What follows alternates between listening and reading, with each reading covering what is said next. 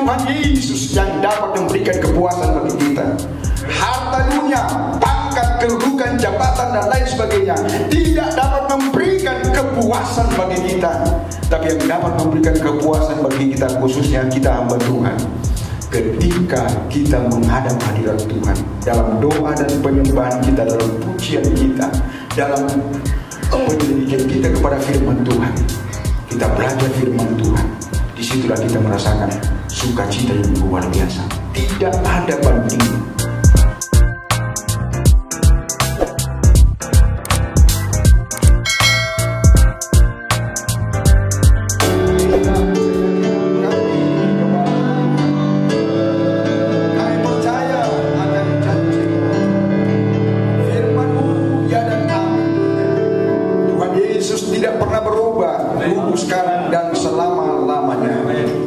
Setelah kami memuji Engkau Tuhan, saatnya kami akan mendengarkan firman-Mu.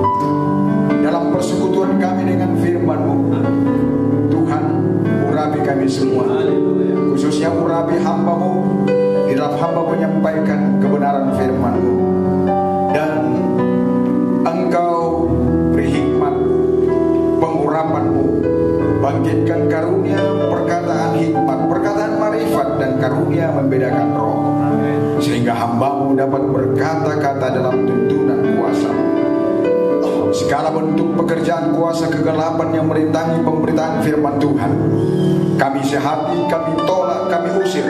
Dalam nama Tuhan Yesus Kristus, saya sedang keluar darah Tuhan Yesus Kristus yang berkuasa. Bungkus tempat ini dengan kuasa dalam, dan biar Roh Kudus bekerja, berkarya di tengah-tengah kami saat ini. Dalam nama Tuhan Yesus Kristus, kami siap mendengarkan firman.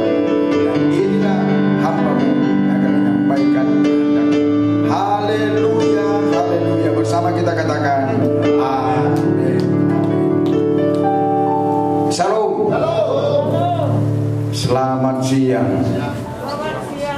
Kita ada di sini semua karena kemurahan Tuhan. Dalam hidup saya tiada kata yang lebih indah selain berkata basado Tuhan. Tuhan itu baik. God is good. Tuhan itu sangat baik bagi kita sekalian. Kasihnya tak pernah berkesudahan bagi kita sekalian. Dan terima kasih atas kepercayaan diberikan kepada saya untuk menyampaikan firman Tuhan. Dan hari ini kita akan bersama-sama belajar firman Tuhan. Suatu tema yang mungkin sangat sederhana, tapi saya yakin bermanfaat bagi kita dalam melayani pekerjaan Tuhan. Arti bersekutu bagi orang percaya. Kita di sini bersekutu dalam persekutuan doa bernama Miracle Moment. Mujizat di pagi hari. Bahkan bukan hanya mujizat di pagi hari, tengah hari, malam hari. Makanya ada pujian, hidup ini adalah untuk melayani Tuhan. Dan juga kalau ku bernyanyi hanya untuk Yesus, kalau ku menari hanya untuk Yesus, kalau ku melayani hanya untuk Yesus. Jadi berkatnya itu senantiasa mengalir pagi, siang, malam, sampai besoknya lagi. Jadi arti bersekutu bagi orang percaya. Mari kita baca firman Tuhan dari Ibrani pasal 10 ayat 25. Ayat ini sudah sering kita dengarkan bersama. Dan dengan hormat saya mengundang kita semua bangkit berdiri untuk menghormati pembacaan firman Tuhan. Karena ada dalam Alkitab juga pada zaman Esra, setiap kali Esra membacakan Taurat Tuhan, semua umat berdiri. Kita baca dalam Ibrani pasal 10 ayat 25. Janganlah kita menjauhkan diri dari pertemuan ibadah kita seperti dibiasakan oleh beberapa orang, tetapi marilah kita saling menasihati dan semakin giat melakukannya menjelang hari Tuhan yang mendekat.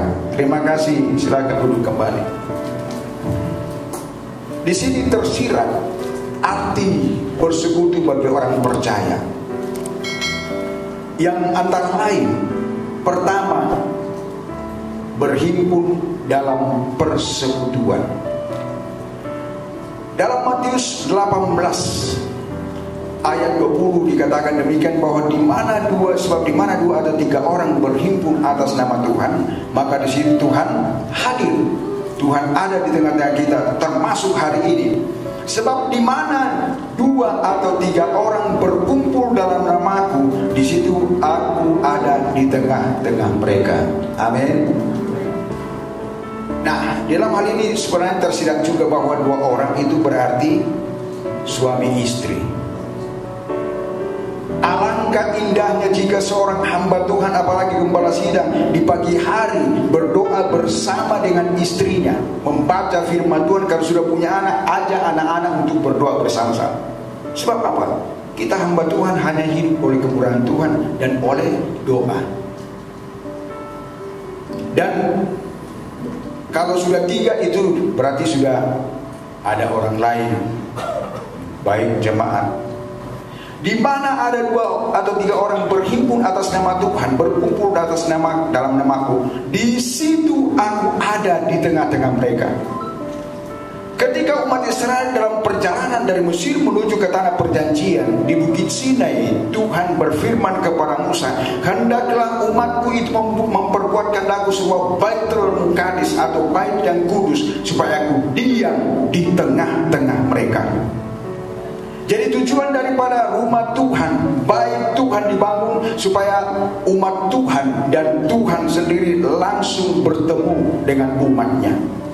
Hari ini pun di saat kita memuji Tuhan, menyembah Tuhan, bersekutu dengan firman-Nya dengan sepenuh hati kita, pasti kita mengalami perjumpaan dengan Tuhan, baik pribadi maupun secara umum. Oleh karena itu betapa pentingnya kita berhimpun bersama-sama, bersekutu. Nah, kemudian hal tersebut menjadi kerinduan setiap orang percaya untuk merasakan hadirat Tuhan atau suasana surgawi. Bayangkan kalau kita ada di dunia, lalu suasana surga turun di tengah-tengah kita, pasti kita tidak mau tinggalkan lagi hadirat Tuhan. Bahkan mungkin kita bisa saja kita nyanyi, ku ingin tetap di sini menikmati bait-Mu. Tapi kalau orang yang tidak suka ibadah, pasti dikatakan, Amang Pandita, kapan kita makan? Ngamalehan, amin. Itu orang yang duniawi. Tapi kalau orang yang suka ibadah, di saat merasakan suasana surga dalam hidupnya, hadirat Allah ada dalam kehidupannya, pasti dia sangat suka kepada firman Tuhan dan sangat suka untuk memuji, menyembah Tuhan. Karena di hadirat Tuhan kita merasa kepuasan. Ketika kita dapat menyanyi, ku sungguh puas dengan Yesus. Hanya Tuhan Yesus yang dapat memberikan kepuasan bagi kita. Harta dunia, pangkat, kedudukan, jabatan dan lain sebagainya tidak dapat memberikan kepuasan bagi kita. Tapi yang dapat memberikan kepuasan bagi kita, khususnya kita hamba Tuhan, ketika kita menghadap hadirat Tuhan dalam doa dan penyembahan kita, dalam pujian kita, dalam penyelidikan kita kepada firman Tuhan, kita belajar firman Tuhan. Disitulah kita merasakan sukacita yang luar biasa, tidak ada bandingnya. Dan kita berkata, saya sudah pendeta, jemaatku sudah besar, dan saya sudah jadi ketua ini, ketua itu. Ya, belajar firman Tuhan ya sekedar saja. Jangan. Belajar firman Tuhan itu sampai kita mati, sampai akhir hidup kita. Karena dari situlah terungkapnya rahasia firman Tuhan bagi kita. Jadi yaitu sukacita, ada sukacita dalam kehidupan kita. Damai sejahtera, mujizat tetap berkat Tuhan yang melimpah. Luar biasa saudara-saudara. Kalau kita rajin bersekutu dengan Tuhan, maka Keluaran 23 ayat 25, ibadah itu adalah soal utama. Maka roti dan airmu akan diberkati, penyakitmu dilalukan oleh Tuhan. Saya kutip dari terjemahan lama Alkitab. Roti secara jasmani, terlebih roti secara rohani. Terjadi pengungkapan rahasia firman Tuhan seperti gereja awal. Mereka Mereka memecahkan roti bersama. Mereka sharing soal firman Tuhan seperti yang biasa kita lakukan di sini. Setelah makan siang bersama, sharing soal pelayanan, bagaimana apa dan bagaimana yang harus kita lakukan ke depan supaya rekan-rekan hamba Tuhan bisa gabung bersama dengan kita untuk menaikkan pujian, penyembahan dan bersekutu dengan firman-Nya. Ada damai sejahtera dan ada berkat Tuhan yang Tuhan limpahkan. Musa di saat umat Israel masing-masing pegang batu itu, kalau ini 1 sampai 2 juta orang. Kalau masing-masing pegang batu, satu orang, berarti sekitar 2 juta kan? Lalu kalau masing-masing pegang 2 batu, 1 orang, 4 juta. Jadi timbunan batu lah mayat. Jadi batu itu jadi kuburannya Musa. Bayangkan kalau masing-masing orang, Musa sampai mereka, kenapa engkau bawa kami kemari? Kami kekurangan makan, kurang kami kuburan di Mesir sehingga engkau bawa kami kemari. Wah. Tetapi Musa tidak menjawab mereka. Musa katakan, aku kan Tuhan. Lalu Musa datang kepada Tuhan. Tuhan, bangsa ini adalah umat-Mu, adalah milik Tuhan. Lalu Tuhan katakan, Musa, jangan takut, aku akan beracara. Lalu Tuhan, di saat itu Tuhan datangkan makan. Tuhan datangkan manna, dan manna itu mereka makan sampai ke perbatasan tanah perjanjian. Demikian juga pengajaran firman Tuhan yang Alkitabiah akan menjadi makanan rohani bagi kita hamba Tuhan dan bagi jemaat sampai kita pada keangkatan gereja Tuhan itu rapture. Karena kalau dulu sudah sempurna, tidak lagi kita belajar firman Tuhan, tidak perlu lagi kita dengar firman Tuhan. Nanti di surga tinggal menyembah Tuhan. Sebelum antikris menguasai dunia ini, maka gereja Tuhan akan dianggap terlebih dahulu jauh daripada mata ular, kata Wahyu 12. Jadi inilah saudara suatu benaran firman Tuhan bagi kita. Dan setiap usaha yang kita lakukan, jerilah kita dalam pekerjaan Tuhan. 1 Korintus 15 ayat 58, segala jerih payahmu tidak sia-sia di mata Tuhan. Amin. Ketika kita memberi dengan tulus ikhlas, dengan tulus hati kita karena Tuhan pasti kirim berkat-Nya dan berkati kita. Tuhan memberikan berkat yang berlimpah. Kemudian arti bersekutu bagi orang percaya ada tali kasih persaudaraan. Filipi 2 ayat 1 dikatakan demikian. Jadi karena dalam Kristus ada nasihat, ada penghiburan kasih, ada persekutuan roh, ada kasih mesra dan belas kasihan.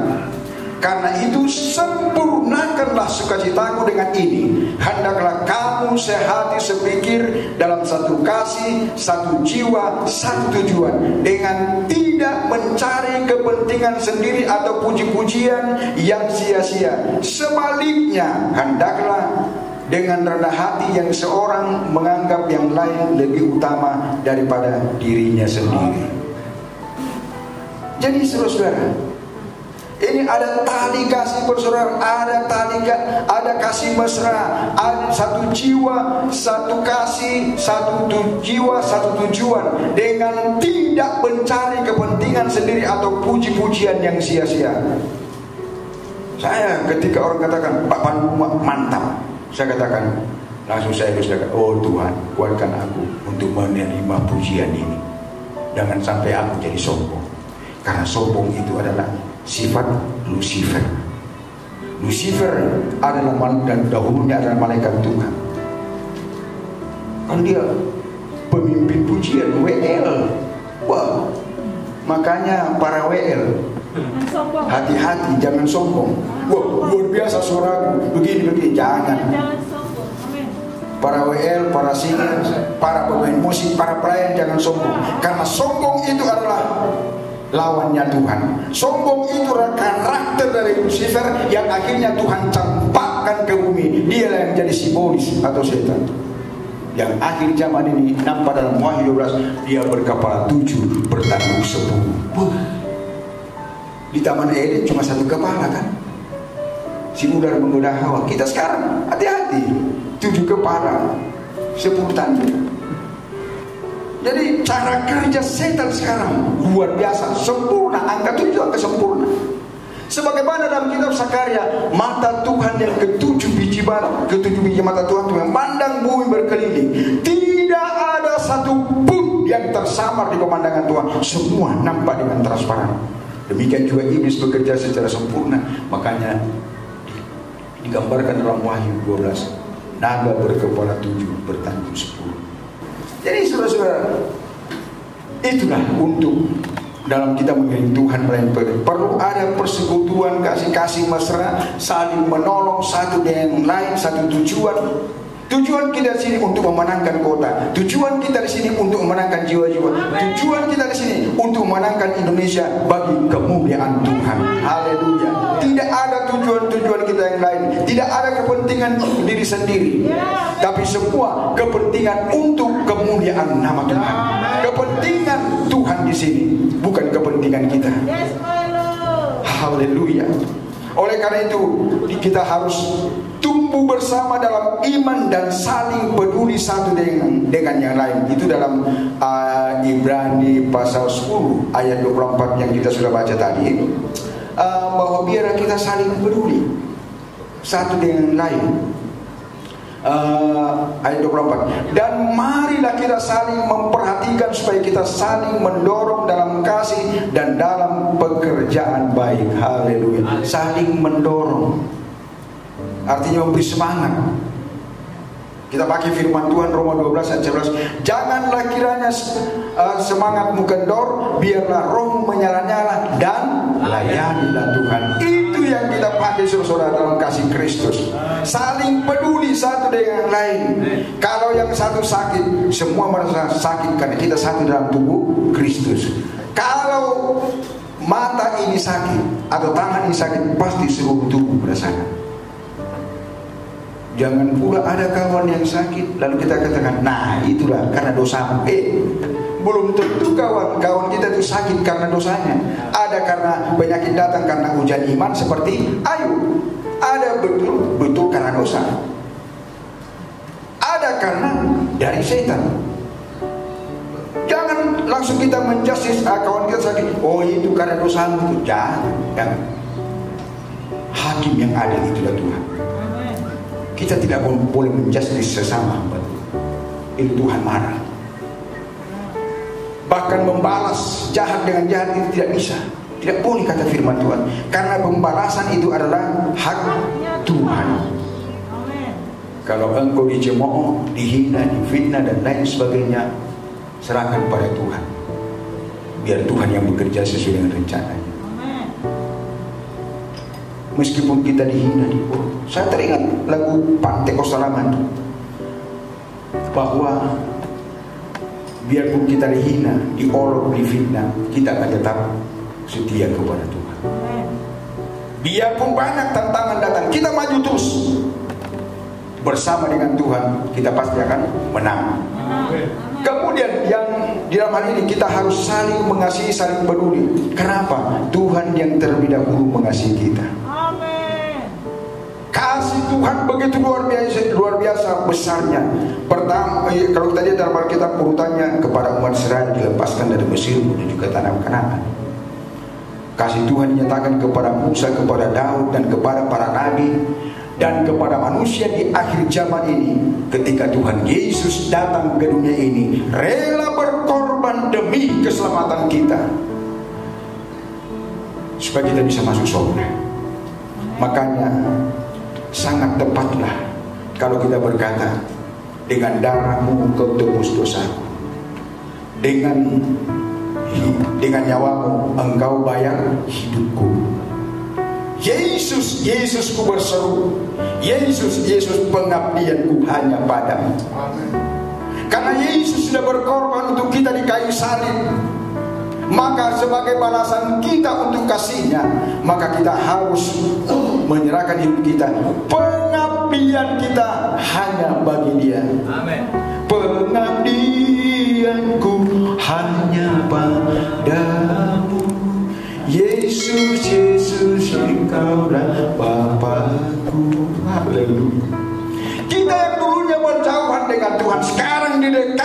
oleh darah Kristus. Yang dahulunya kita tidak layak menjadi hamba Tuhan, dilayakkan oleh Tuhan, ditebus oleh darah Kristus, dipenuhi dengan firman Tuhan, dipenuhi dengan Roh Kudus, sehingga kita bisa menjadi hamba Tuhan, bisa menjadi anak-anak Tuhan. Semua karena kasihnya kepada kita. Lalu kemudian apa yang harus kita lakukan? Yaitu membangun. 1 Korintus 14:1-6, apabila kamu berhimpun, biar ada dengan mazmur, ada dengan penglihatan, ada dengan nubuatan, ada dengan karunia lidah atau bahasa, dan karunia lidah yang diartikan. Semuanya itu untuk membangun. Ketika kita bersekutu dalam pujian, pengajaran, penyembahan, mendatangkan berkat Allah untuk membangun kerohanian. Kisah Rasul 2 ayat 42. Mari rekan hamba Tuhan, kita persiapkan diri untuk menjadi pelayan-pelayan Tuhan yang zaman ini, sehingga kita saling menguatkan, saling meneguhkan satu dengan yang lain. Akibat daripada menjauhkan diri dari persekutuan, yaitu akan mengalami keadaan buruk seperti anak terhilang. Dalam Lukas 15 khususnya dalam ayat 17, anak terhilang itu sadar akan keadaan karena dia sudah mengalami keadaan buruk. Setelah ia berfoya-foya menghabiskan warisan dari orang tuanya, habis semuanya, uang tak ada lagi. Lalu dia melamar kerja ke sana kemari. Akhirnya dia terima bekerja di peternakan. Ya katakanlah bahasa kerennya sekarang ya, peternakan. Tapi tugasnya memberi makan kepada babi. Ya masih mending kalau dia di peternakan sekarang, kalau di bagian komputer begitu makanannya begini. Tapi kalau tukang pekerjaannya memberi makan babi. Lalu suatu saat dia merasa perutnya kosong, dia lapar. Lalu ia ingin makan ampas makanan babi, tapi tidak diberikan kepadanya. Kenapa? Dia jauh dari rumah bapaknya. Lalu dia sadar. Setelah dia sadar, dia bertindak, aku akan kembali ke rumah bapakku, dan aku akan berkata, Bapa, aku sudah berdosa terhadap surga dan Bapa, terimalah aku di sini, sekalipun Bapa terima aku menjadi pekerja, menjadi budak di rumah ini pun aku rela. Keadaan buruk akan terjadi bila kita meninggalkan persekutuan dengan Tuhan. Hal-hal buruk pasti akan terjadi dalam kehidupan kita, akan berimbas kepada pelayanan kita, berimbas kepada keluarga kita. Ketika kita meninggalkan persekutuan dengan Tuhan, meninggalkan persekutuan dengan rekan-rekan hamba Tuhan. Karena dalam persekutuan dengan rekan-rekan hamba Tuhan, jika kita ada masalah, kita curhat, kita sampaikan di bawah dalam doa. Seperti kertas doa ini sudah setebal ini. Ini doakan. Dan setiap doa kita pasti dijawab oleh Tuhan. Kalau kita tetap tinggal dalam Tuhan, kalau kita tetap tinggal dalam persekutuan dengan Tuhan. Yohanes 15 katakan, mintalah apa saja yang kau minta, maka akan diberikan kepadamu. Kalau kita minta dalam nama Tuhan Yesus Kristus. Inilah arti bersekutu bersama, saudara. Jangan sampai kita mengalami keadaan buruk atau kelaparan rohani. Oleh karena itu, satu kali pasti akan berlaku. Amos 8 ayat 11-12. Kita hamba Tuhan ingin melayani Tuhan, tapi waktu sudah tidak ada lagi. Pintu kemurahan Tuhan sudah tertutup. Orang akan mengembara dari laut ke laut pakai kapal laut, kapal modern. Dari kapal itu sampai ada kolam renang, ada lapangan olahraga. Wah. Kemudian dari utara ke timur, orang akan beridar-idar mencari firman Tuhan, tapi tidak dapatkannya lagi. Dari utara ke timur pakai pesawat. Sekarang pesawat super canggih, sehingga betullah pepatah itu mengatakan dunia tidak selebar daun. Dulu itu dunia tidak selebar daun kilo, tapi sekarang dunia semakin kecil rasanya, apalagi dengan adanya media sosial. Begitu orang zaman sekarang bagi penggemar bola. Orang main bola di Eropa, kita bisa nonton di sini. Orang main bola sekarang di Amerika Latin, kita bisa nonton di sini. Itu karena kemajuan teknologi. Kenapa saudara? Itu semua persiapan untuk memasuki gerakan rohani yang besar. Bahkan satu kali kelak, ketika Musa datang pada zaman Antikris bernubuat selama 3,5 tahun, dan di akhir zaman Antikris Musa akan dibunuh oleh Antikris, dan semua mata di dunia ini memandang mayatnya melalui TV. Dulu muncul TV hitam putih, kemudian berwarna. Sekarang bukan lagi yang cembung tapi yang flat. Sekarang media sosial, YouTube dan lain sebagainya. Jadi melalui sarana-sarana Tuhan buka, Tuhan berikan hikmat kepada manusia supaya pemberitaan Injil merambat kemana-mana, melebar kemana-mana, menjangkau seluruh dunia.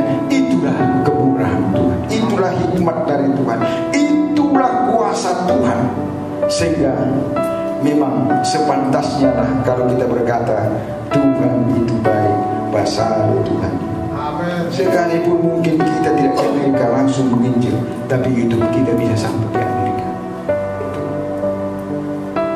Live streaming kita di gereja masing-masing, bukan hanya jemaat yang mengikutinya, bahkan mungkin sampai di luar negeri, ada sampai di Malaysia. Saya pernah kaget, Pak Ilanus, puji Tuhan, terima kasih atas firman Tuhan yang disampaikan. Loh, kamu dengar di mana?